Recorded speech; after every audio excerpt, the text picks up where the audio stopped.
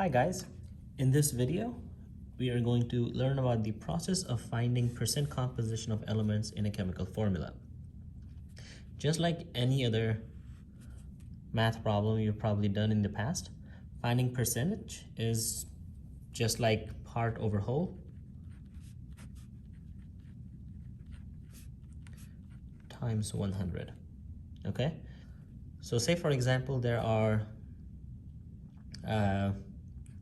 6 boys in a class of 20, then their percentage would be 6 over 20 divided by 6 over 20 times 100. Percent composition of elements is no different. So let's go ahead and note down the formula. So we can say that percent composition is equal to the total mass of the element, and you divide this by the molar mass, and then you multiply this whole thing by 100. To show this process, I'm going to use a pretty simple chemical called cobalt 2-phosphate. I'm using this example so that I can also review with you the process of finding the correct chemical formula, especially when it comes to ionic compounds. So we know cobalt phosphate is an ionic compound because cobalt is a metal and phosphate is a polyatomic ion. I know that because it ends with 8. So cobalt would be CO2 positive. I know it's 2 positive because of this new Roman number. Phosphate, from my list of polyatomic ion, I found out that it is 3 negative.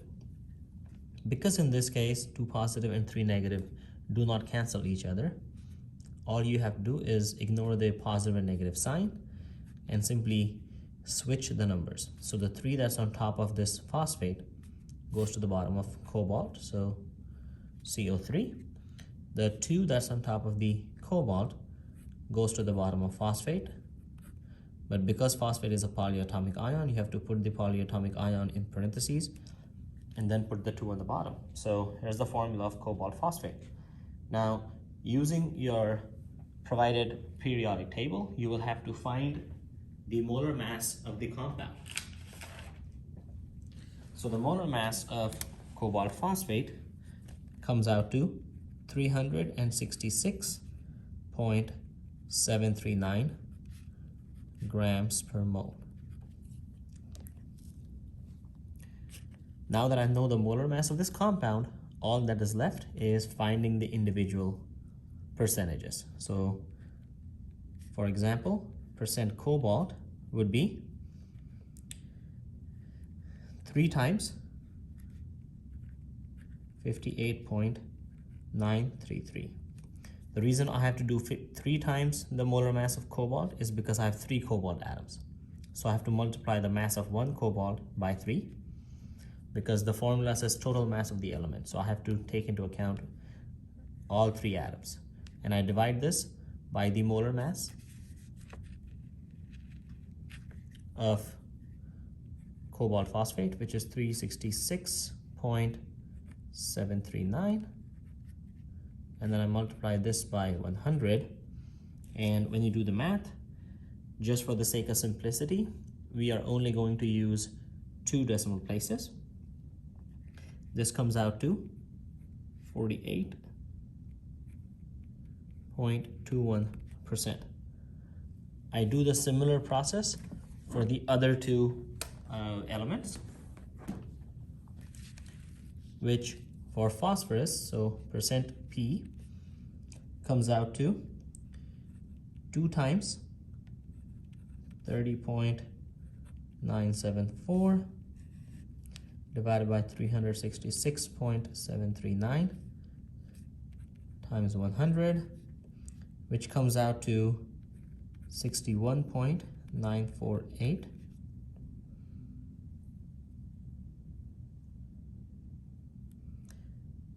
And for percent oxygen, I do 8 times